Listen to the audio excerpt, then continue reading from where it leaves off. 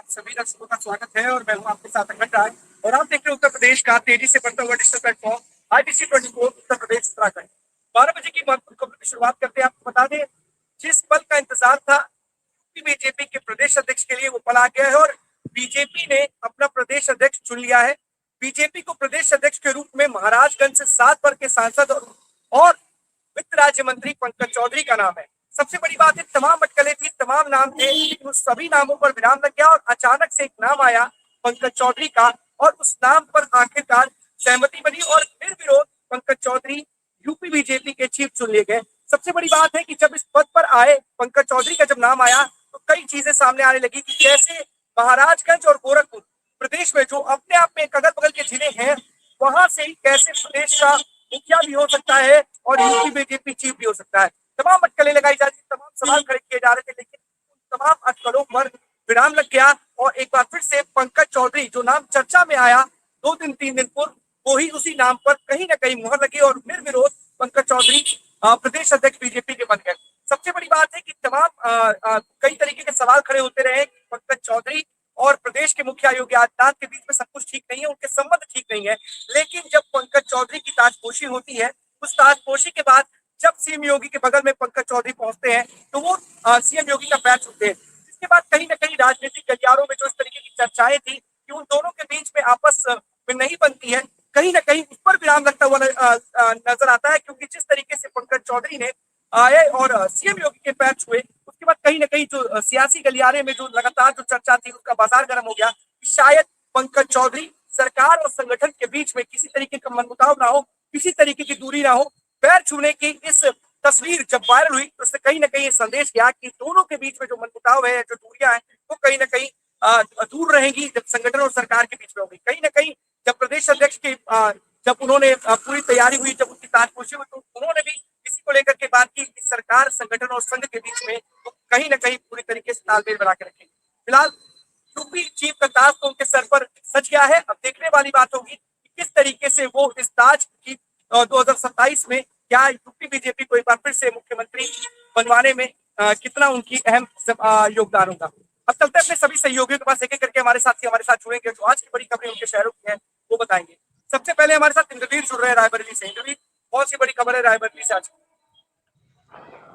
अखंड, एक तस्वीर है, पहले वो तस्वीर देखिए आप, उसके बाद बताते हैं कि खबर क्या है। और खबर जो है वो बड़ी ही शर्मनाक खबर है, क्योंकि ऐसे कृत्य अगर लगातार जैसे कल दूसरे दिन 2 ऐसी घटनाएं हुई और ये एक ही चीज से रिलेटेड थी, तो ये बड़ी शर्मनाक घटना है। और मैं आपको चाहूंगा कि बात पहले आप तस्वीर देखें।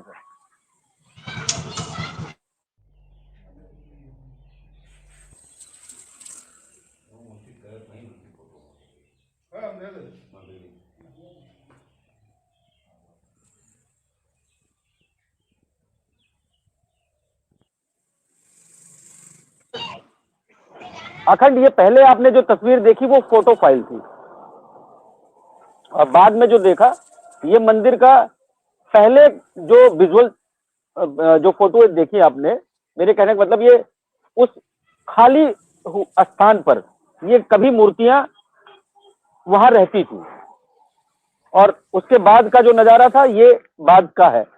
अब आप इसको समझ सकते हैं, देख सकते हैं कि ये जो पूरा प्रकरण है, ये पूरा प्रकरण कोतवाली डलमऊ क्षेत्र के अंतर्गत का है। और इस पूरे मामले में अगर बात करें तो पूरे मामले में जिस तरीके से कल सुबह एक खबर आती है कि एक मंदिर है प्राचीन का वहां पे, और ये प्राचीन मंदिर से सुबह जब वहां पे पुजारी और गांव वाले देखते हैं कि मंदिर का ताला टूटा हुआ है और उस मंदिर के अंदर जाते हैं तो प्राचीन काल की मूर्तियां, लगभग 200 वर्ष पुरानी मूर्तियां, 200 वर्ष पुरानी मूर्तियां जो अष्टधात की बनी हुई मूर्तियां थी। ये डलमऊ कोतवाली के बरारा रामपुर गांव की घटना है और सीता राम लक्ष्मण ये मूर्तियां थी भगवान की वहां पे, और ये मूर्तियां चोरी कर ली गई हैं ताला तोड़ करके रात के अंधेरे में।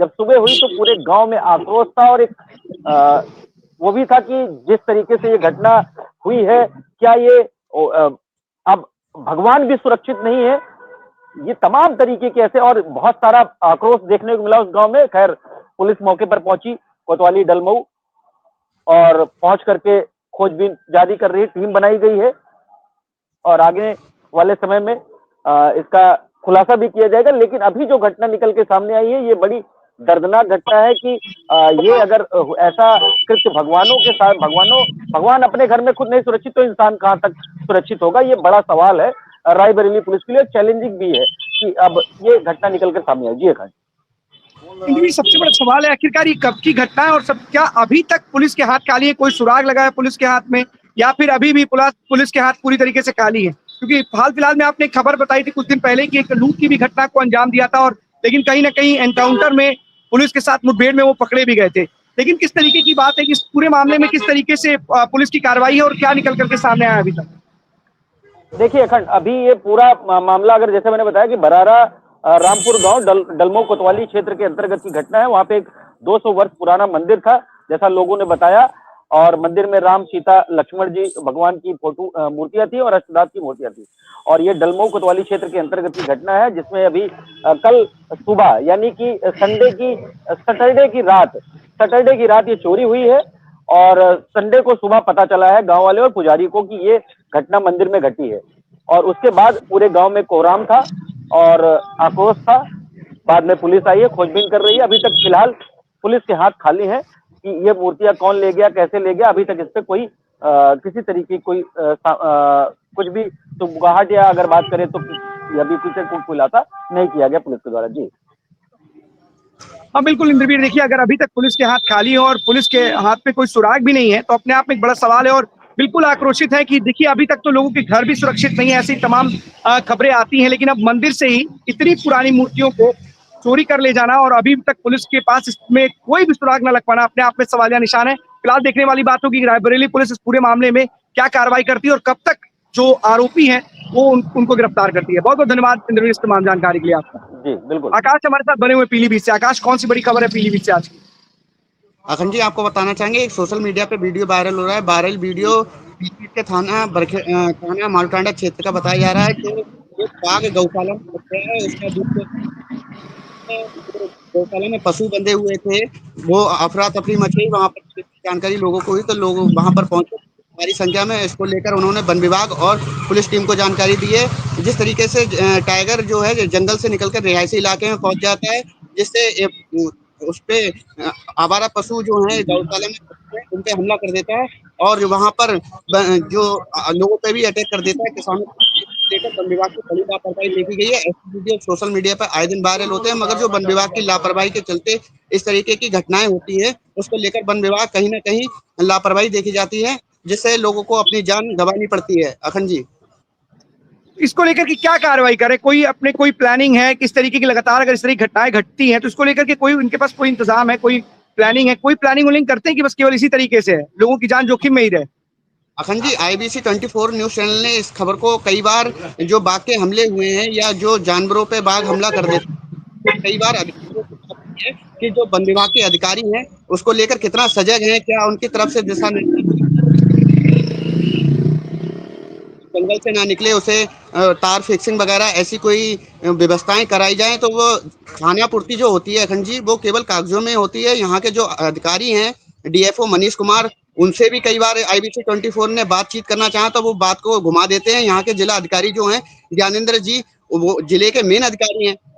लोग कई बार इसको लेकर शिकायत पत्र भी देते हैं कि जो टाइगर के हमले होते हैं जिसमें किसानों की जान चली जाती है, और इसके लेकर वन विभाग की तरफ से कोई पुख्ता इंतजाम नहीं किए गए हैं। अब जो किसान हैं वो अपने जो गन्ने का खेत, अगर गन्ने की छिलाई कर रहे हैं, गन्ना काट रहे हैं, तो उन्हें म्यूजिक सिस्टम लगाकर अपने आप को बचा रहे हैं, जिससे बाघ धुनी सुनने और उनके नजदीक ना आ सके।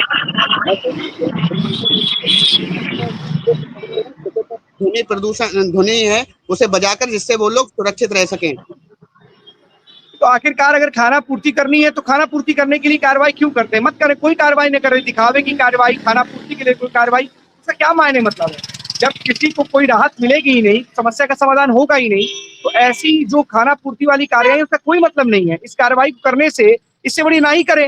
ये दिखावे की कार्रवाई, खाना पूर्ति के लिए कार्रवाई, कागजी कार्रवाई, इनका कोई मतलब नहीं है। इस तरीके से तमाम लोग जो परेशान होते हैं, हैरान होते हैं, लोग अपनी शिकायतें लेकर के जाते हैं। जब पत्रकार सवाल पूछता है तो आप दूसरे सवालों का जवाब देने लगते हैं या टाल जाते हैं। तो आखिरकार कैसे इन सारी चीजों से, इस परेशानी से उन वहां के जो किसानों को या वहां के लोगों को इससे कहीं ना कहीं आप निजात दिला पाएंगे? कैसे दिला पाएंगे?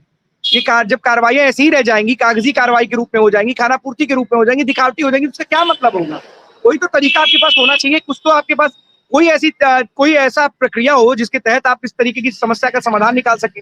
कोई परमानेंट सॉल्यूशन होता है ना, कोई फौरी तौर पर सॉल्यूशन या कहते हैं कि अच्छा कोई छोटा मोटा सॉल्यूशन कर दिया जिससे कभी ना कभी थोड़े दिनों की राहत मिल गई, उस राहत से क्या फायदा होगा? जी अखंड जी, करोड़ों रुपए का बजट आता है वन विभाग के पास। वो करोड़ों रुपए का बजट है, कहाँ लग जाता है कि इन कागजों में दर्ज हो जाता है, उसका कोई पता नहीं चलता है।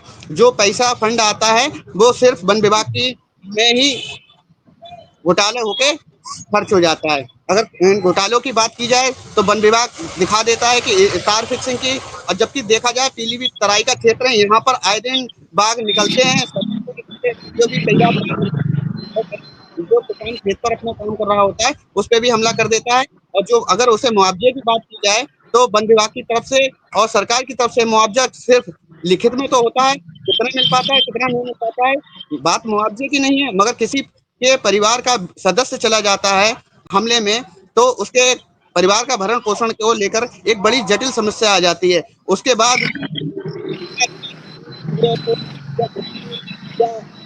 विधायक के पास में पीड़ित परिवार चक्कर लगाता है, कहीं जाकर उसकी मदद हो पाती है। वही है ना कि जटिल समस्या तो उस परिवार के सामने है, पीड़ित परिवार के सामने है, इन लोगों के सामने समस्या है। सरकार कहीं ना कहीं संसाधन भी उपलब्ध कराने का प्रयास करती है, जो धन की आवश्यकता है वो भी उपलब्ध कराने की कोशिश करती है, लेकिन न जाने उस धन का उपयोग किस जगह पर किया जाता है। अपने आप में सवाल खड़े होते हैं कि आखिरकार उस धन को या उस संसाधनों को वहां लगाना चाहिए जिससे कम से कम जो समस्याएं हैं उसका निदान हो सके, समस्याओं की जो उन लोगों की परेशानी है उसको दूर किया जा सके। लेकिन पता नहीं वो धन आता है, उसकी बंदरबाट कहाँ होती है। फिलहाल देखने वाली बात होगी कि इस पूरे मामले पर क्या कार्रवाई करते हैं, और आप एक बार पूछिएगा, उनका रिएक्शन लेने का जरूर कोशिश कीजिए कि आखिरकार इस मामले पर आपने अभी तक कोई फुल प्रूफ प्लानिंग क्यों नहीं की है। ऐसी कोई फौरी कार्रवाई करते हैं, थोड़ी दिनों की कार्रवाई से कोई लाभ तो है नहीं। ऐसे कोई ना कोई एक्शन प्लान जरूर तैयार करना चाहिए जिससे लोगों की समस्या को कम से कम परमानेंट सॉल्यूशन मिल सके, लोग परेशान ना हो, क्योंकि ऐसी स्थितियां लगातार पैदा होती जा रही हैं। और कहीं ना कहीं जो कार्रवाई है वो दिखावे के तौर पर एक खाना पूर्ति वाली दिखाई के रूप में बन करके रह जाती है। इसको लेकर के जरूर डीएफओ से अगर हो सके तो जिलाधिकारी से बात कीजिएगा। आकाश, बहुत बहुत धन्यवाद आपका तमाम जानकारी के लिए।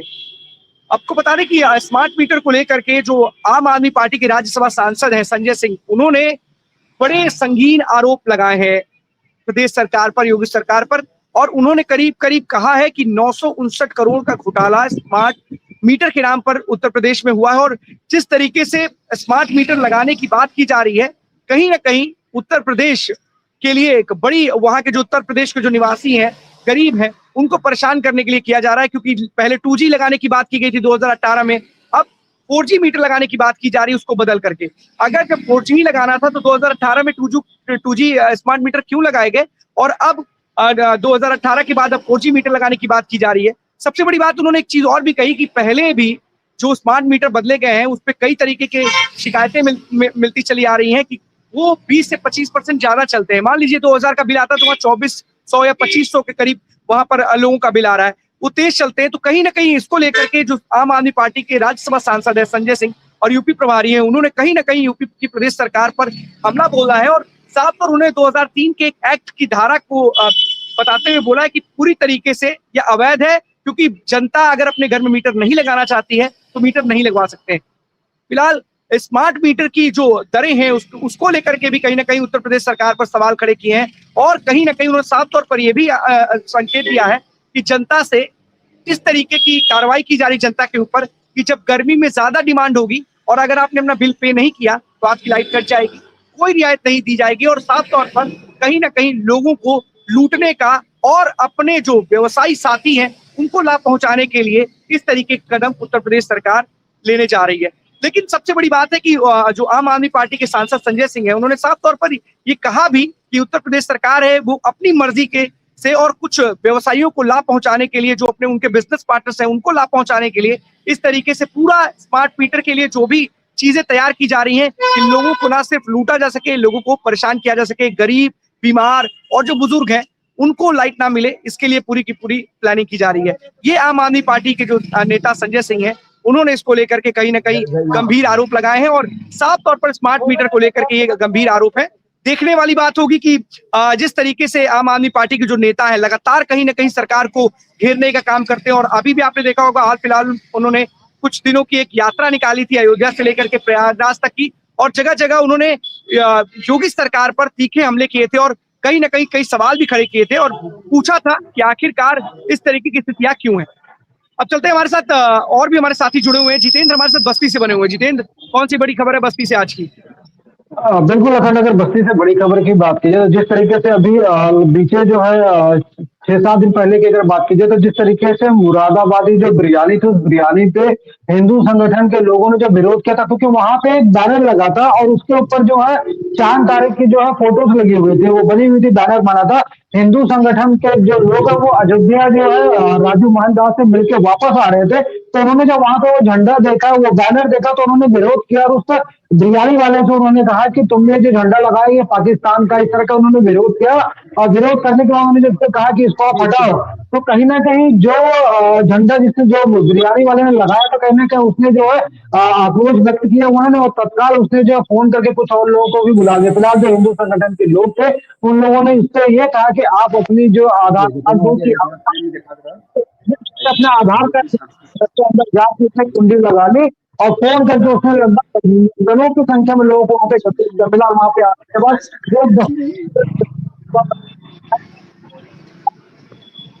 माहौल खराब करके रखा है।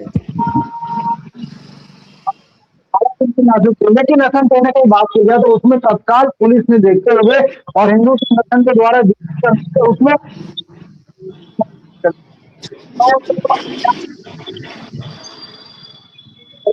पहले यादव रफीक नाम का जो व्यक्ति जो ढाबा चला रहा था, ये दो नाम ज्यादा, बाकी 100 लोगों के ऊपर अज्ञात कर लिया है। पुलिस ने इन्हें गिरफ्तार करके जेल भेज दिया। बाकी लेकिन कहीं ना कहीं हिंदू संगठन अभी भी नाराज है और कहीं ना कहीं उस बिरयानी की दुकानों को बंद कराने के लिए वो लगातार जो है अधिकारियों से प्रयास करें कि उसको बंद कर दिया जाए। अखंड जितेंद्र, इस पूरे मामले पर जो अधिकारी उनका क्या कहना, क्या उनकी तरफ से कुछ पर कार्रवाई की गई है? बिल्कुल अखंड, उसमें जो कार्रवाई है क्योंकि जो वीडियो सामने वहां पे आया था जिसको अल्टीट्यूड जब मारपीट जब हो रही थी तो हिंदू संगठन के जो लोग उन्होंने लाइव किया था अपने फेसबुक के माध्यम से भी और वीडियो के माध्यम से जिस तरीके से देखा जा रहा है उस वीडियो के हिसाब से उसके अकॉर्डिंग जो है पुलिस ने 100 लोगों पे अज्ञात मुकदमा उन्होंने दर्ज कर लिया, 2 की गिरफ्तारी भी की है। लेकिन एक चीज खासतौर पर अगर जो हिंदू संगठन के लोग हैं जब उनसे बात की तो उन्होंने ये भी बताया कि वहां पे जो वो क्षेत्र कहीं ना कहीं मुस्लिम बाहुल्य क्षेत्र है, वहां पे उन्होंने ये बताया कि माइक के जरिए वहां पे लोगों को एकत्रित कराया गया, वहां पे लोग वहां पे पहुंचे और इस तरह की जो घटना है वहां पे हुई है। पुलिस ने फिलहाल 2 को गिरफ्तार किया है, बाकियों की वीडियो के आधार पर जांच की जा रही है। इसमें अभी पुलिस को कोई नया अपडेट सामने नहीं आया है, लेकिन बाकी जो 2 लोग हैं उनकी गिरफ्तारी सुनिश्चित हो गई है। अखंड बिल्कुल, ऐसे मामलों में कहीं ना कहीं कोई लापरवाही नहीं बरतनी चाहिए क्योंकि किस तरीके से बहराइच में देखने को मिला और तमाम जगहों पर इस तरीके की हरकतें या इस तरीके की जो घटना है वो कहीं ना कहीं सांप्रदायिक तनाव ले लेती है। इसको लेकर के अधिकारियों को जल्द से जल्द त्वरित कार्रवाई करनी चाहिए और साथ ही जो लोग भी दोषी हों उनके खिलाफ कठोर कार्रवाई करनी चाहिए। बहुत बहुत धन्यवाद आपका जितेंद्र इस तमाम जानकारी के लिए। बाबू अभिषेक सिंह हमारे साथ बने हुए हैं। अभिषेक, भदोही से कौन सी बड़ी खबर है?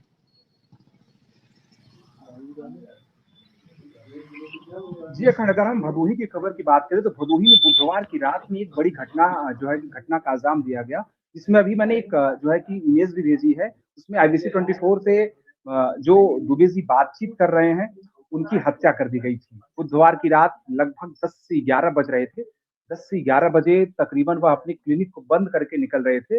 बंद करके निकलते ही अर्टिगा कार से शटर बंद करते ही उनको कुचल दिया गया। कुचल देने के बाद उनको सामुदायिक स्वास्थ्य केंद्र ले जाएगा, लेकिन वहां पहुंचते ही उनकी मौत हो चुकी थी। इससे कहीं ना कहीं अगर देखा जाए तो भदोही के ब्राह्मण समुदाय में एक आक्रोश का माहौल है।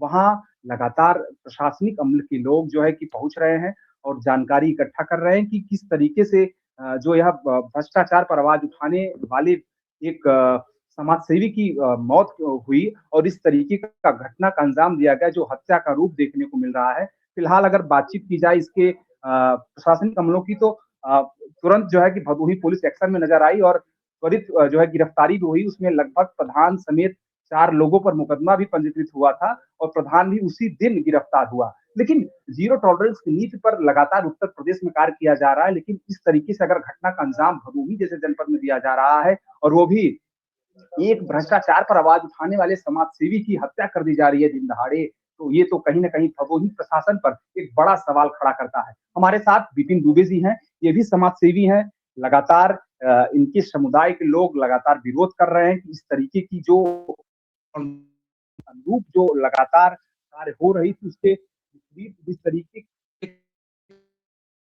ब्राह्मण समुदाय को कहीं न कहीं बड़ा जो है कि संकट में डाला है और कहीं न कहीं लगातार प्रतिदिन आए दिन यह देखने को मिल रहा है कि बड़े-बड़े जो है कि ब्राह्मण समाज के जो नेता हैं वह पहुँच रहे हैं और कहीं न कहीं संवेदना व्यक्त कर रहे हैं। आपका क्या कहना है? किस तरीके का आप इस घटना को देख रहे हैं? किस नज़र से देख रहे हैं और क्या चाहते हैं आप लोग? इस घटना में जो भी समुदाय के लोग जुड़े हैं, उन पे कड़ी से कड़ी कानूनी कार्रवाई हो और ऐसे लोगों को क्या कानून नाम का कोई डर भय और आतंक नहीं है? जो भी आवाज उठा रहा है समाज के लिए, उनकी हत्या कर दे रहे हैं। इस पे कड़ी से कड़ी कार्रवाई होनी चाहिए कानून समाज की तरफ से और हम माननीय योगी मुख्यमंत्री जी से मांग करेंगे, ऐसे ब्राह्मण विद्रोहियों को फांसी की सजा होनी चाहिए, क्योंकि दोबारा ऐसे लोग कार्य करने के लिए इनकी पुश्तें कांप जाएं और जल्द से जल्द कार्रवाई तेज नहीं हुई तो इसका एक भदोही साम्राज्य में बहुत बड़ा ब्राह्मण समुदाय से आंदोलन होगा और इन सब के ऊपर कार्रवाई होगी। हम यही हमारी मांग है और परिवार वालों को जो भी मदद योजना है, हम सब पूरे ब्राह्मण समाज समुदाय खड़ा है। जी देखिए ये थे मेरे साथ विपिन जी जो भदोही से ही ताल्लुक रखते हैं, समाज सेवी हैं। लेकिन अखंड जी अगर हम बात करें जिस तरीके की इस घटना के बारे में अगर हम बताएं तो कहीं न कहीं भदोही के जो भ्रष्टाचार पर उठाने वाले लोग हैं, उनकी दिल दहल जा रही है ये घटना को सुनने के बाद। जिस तरीके से ये हत्या की गई अर्टिगा कार जो है कि सीसीटीवी फुटेज में दिख रहा है कि अर्टिगा कार लगभग आधे घंटे तक रेकी करने के बाद अगर यह देखा जाए कि जब वह क्लिनिक बंद करके लगभग 9 से साढ़े 9 बजे के तकरीबन वह निकलते थे बाहर। लेकिन निकलने के बाद जैसे ही शटर वो बंद कर रहे हैं, अर्टिगा कार सीधे शटर में जाकर के टक्कर मार रही है और कुचल करके फिर से वहां से फरार हो जा रहे हैं। तो यह कहीं न कहीं भ्रष्टाचार पर उठाने वाले लोगों पर कहीं न कहीं अंकुश लगाने का कार्य किया गया है। और कहीं न कहीं अगर बात की जाए तो जिस तरीके से कमलाकांत दुबे जी ने प्रधान पर पहले से ही शिकायत करना प्रारंभ की थी, लगभग 2 वर्षों से लगातार शिकायत हो रही थी और अभी कुछ दिन पहले से ही अगर ये देखा जा रहा था कि प्रधान के खाते को सीज कर दिया गया था। उनके जो भी वित्त के जो कोष थी उसको बंद कर दिया गया था।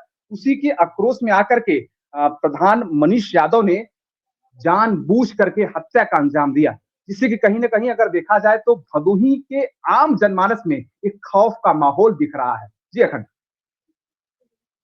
बिल्कुल अभिषेक, बिल्कुल जिस तरीके के पूरा मामला है कहीं ना कहीं इस पर कठोर कार्रवाई बनती है और बिल्कुल सही बात है कि इस तरीके की घटना घटित हो रही है और अगर उस पर कार्रवाई शून्य है तो अपने आप में सवाल है कि आखिरकार जो भी समाज सेवी हो या भ्रष्टाचार के मामले में लगातार सवाल खड़े करते हो, वो लोग अगर लगातार सवाल आवाज उठा रहे तो कम से कम इस पर ध्यान देना चाहिए। क्यों नहीं कार्रवाई हो रही, एक बड़ा सवाल है। अखंड जी एक मैं और बात बताना चाहूंगा दर्शकों को, जिस तरीके से इस घटना का अंजाम दिया गया, इसके पूर्व में भी कमलाकांत दुबे ने लगातार भदोही प्रशासन को पत्र देकर के भी यह जानकारी प्रस्तुत कराई थी कि मेरी हत्या करने की मंशा जो है कि मनीष यादव की दिख रही है और अगर मुझे सुरक्षा व्यवस्था नहीं प्रदान की गई तो मेरी हत्या हो जाएगी। लेकिन भदोही प्रशासन मौन रहा। इस पर भी सवाल उठता है कि आखिरकार वह व्यक्ति लगातार अपनी बात को रख रहा था कि मेरी हत्या हो जाएगी, इसके बावजूद भी भदोही प्रशासन इस पर अंकुश नहीं लगा पाई और उसकी आवाज को नहीं सुन पाई। लेकिन आज वह दुनिया में नहीं है, ईश्वर उनकी आत्मा को प्रदान करे। लेकिन इस तरीके से भ्रष्टाचार पर आवाज उठाने वाले व्यक्ति की इस तरीके की हत्या की गई है, निर्मम हत्या की गई है, इससे कहीं ना कहीं भदोही के आम जनमानस में एक खौफ का माहौल नजर आ रहा है। जी अखंड। बिल्कुल बिल्कुल अभिषेक, बिल्कुल सही बात कह रहे हैं और कहीं ना कहीं इस तरीके के ऐसे मामलों में अगर कोई कार्रवाई नहीं है तो बिल्कुल कहीं ना कहीं इस तरीके की स्थितियां पैदा हो जाती है। खौफ क्या, डर क्या, सबके अंदर डर है। लेकिन इस पर पूरे मामले पर कार्रवाई, क्या आप किसी अधिकारी से जरूर पूरे मामले पर बात कीजिएगा और आखिरकार क्यों नहीं कार्रवाई हो रही है इसको जरूर बताइएगा। बहुत बहुत धन्यवाद आपका अभिषेक इस तमाम जानकारी के लिए। प्रारंभ हो गई है, मनीष यादव समेत लगभग 4 लोगों की गिरफ्तारी भी त्वरित करा दी गई है। लेकिन फिलहाल गिरफ्तारी होने से कुछ नहीं होता है। बात ये समझिए, जो व्यक्ति लगातार शिकायत कर रहा था, भदोही प्रशासन पर आवाज उठा रहा था कि मेरी मदद की जाए, उस वक्त मदद नहीं की गई। हत्या होने के उपरांत अगर कोई मदद की जा रही है, अगर उसकी गिरफ्तारी हो रही है तो उससे क्या होने वाला है? क्या उसकी जान वापस आ पाएगी क्या? वही में यह सवाल उठ रहा है। उनके जो परिजन है, लगातार उसके जो पुत्र है, उनकी जो पत्नी है, उनके जो परिवार वाले हैं, उनकी लगातार यह बात जो है कि सामने आ रही है कि भदोही प्रशासन आखिरकार कब कर क्या रही थी जब कमलाकांत दुबे जी अपने भदोही पुलिस अधीक्षक, भदोही जिलाधिकारी एवं जो है कि मिर्जापुर कमिश्नर वो लगातार कब से ही अपनी बात को रख रहे थे कि मेरी हत्या कराने की साजिश रची जा रही है और मेरी हत्या हो सकती है। इसके बावजूद भी भदोही प्रशासन मौन रही, इस पर एक बड़ा सवाल खड़ा होता है। बिल्कुल, अगर जो भी इस पे प्रशासनिक हमला हो, इस तरीके के अगर आरोप लग रहे हैं और इस तरीके किसी के मन में डर भी हो कि उसकी हत्या की साजिश की बात आ रही है, तो कहीं ना कहीं प्रशासनिक हमले को इस पूरे मामले पर अपनी तरफ से आकर के कोई ना कोई जो भी कार्रवाई होनी चाहिए जरूर करना चाहिए कि जो मन में जो डर और भय है वो कहीं ना कहीं खत्म हो सके। इसको लेकर के जो भी प्रशासनिक हमला होगा उससे बात कीजिएगा अभिषेक, और इसको जरूर अपडेट कीजिएगा। बहुत बहुत धन्यवाद आपका तमाम जानकारी के लिए। आदर्श हमारे साथ है हरदोई से। आदर्श, कौन सी बड़ी खबर है हरदोई से आज की?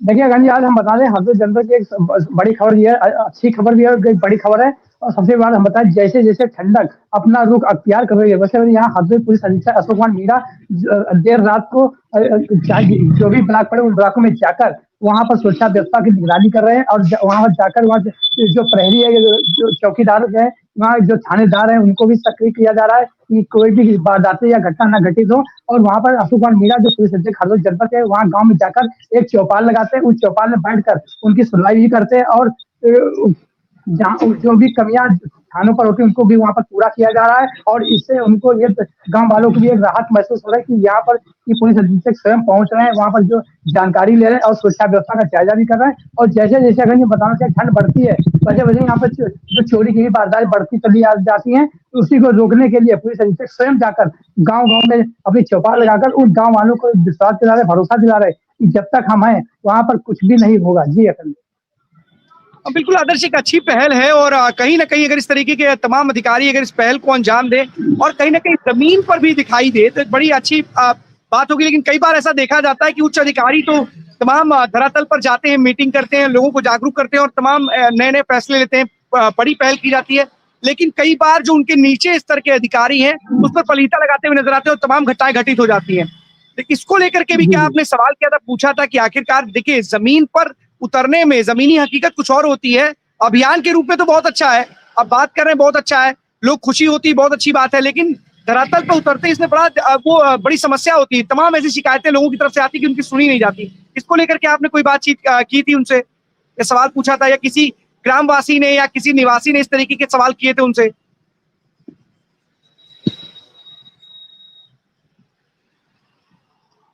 आदर्श, आप सुन पा रहे हैं?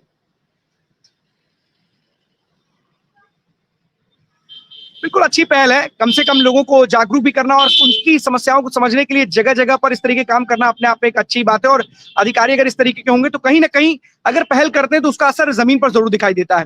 और साफ तौर पर ये पहल तमाम जिलों में जो तमाम बड़े अधिकारी उनको भी करनी चाहिए, क्योंकि पुलिसिंग जो है ना वो अपने आप बड़ी महत्वपूर्ण है। आम जनता पुलिस से डायरेक्ट जुड़ी होती है और अपनी समस्या के समाधान के लिए पुलिस के पास ही जाती है। तो 12 बजे 12 बड़ी खबरों में आज के लिए बस इतना ही। कल हम आपके सामने फिर से होंगे हाजिर, तब तक के लिए दीजिए हमें इजाजत। धन्यवाद।